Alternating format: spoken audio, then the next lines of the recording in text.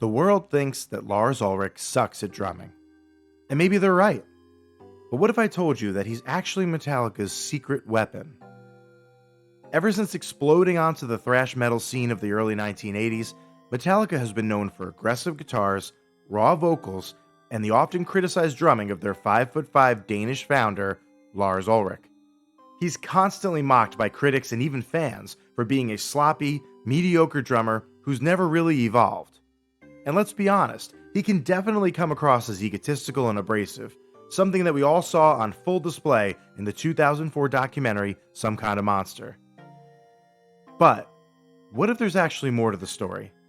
Maybe Lars isn't just the loud-mouthed liability that he's made out to be.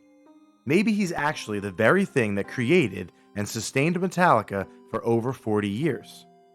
Let's dive in. Founder and talent scout. In 1981, Lars put out an ad in the local paper looking for a guitarist.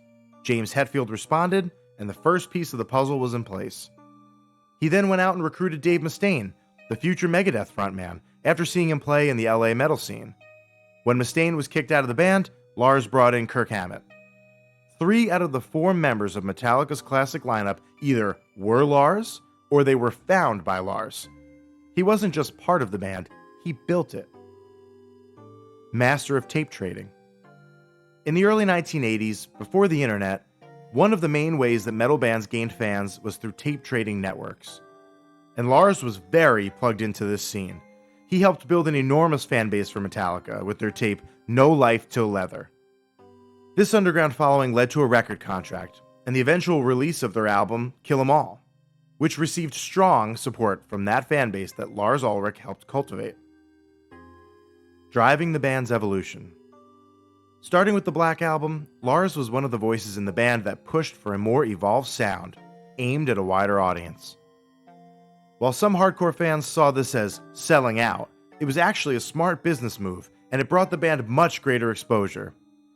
Before the Black Album, Metallica records typically sold anywhere between 3 and 6 million copies. The Black Album sold 16 million copies.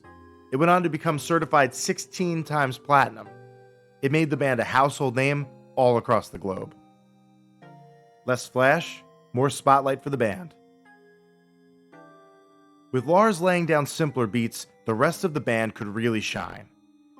He's kind of like that guy who prepped Bob Ross's canvases before he went out and painted a majestic mountain scene in under 6 minutes.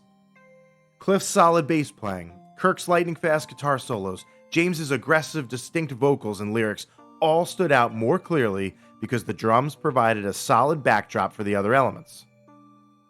If Lars had been a more technically skilled or flashy player, there would have been less room for the others to truly stand out, which would have prevented the development of Metallica's signature sound.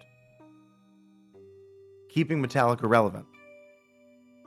In the year 2000, Lars and Metallica sued Napster after discovering that their music was being shared on the platform.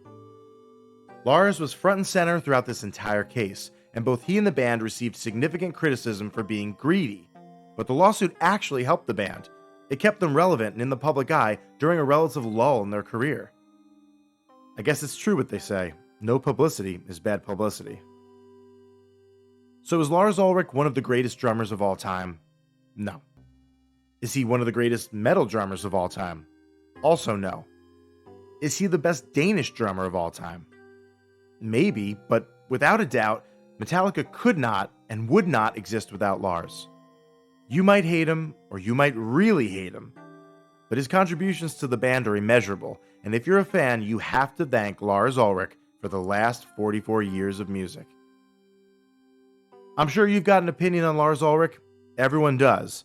So please leave it down in the comments below. And as always, thank you so much for watching this video, and check out my others on your screen right now.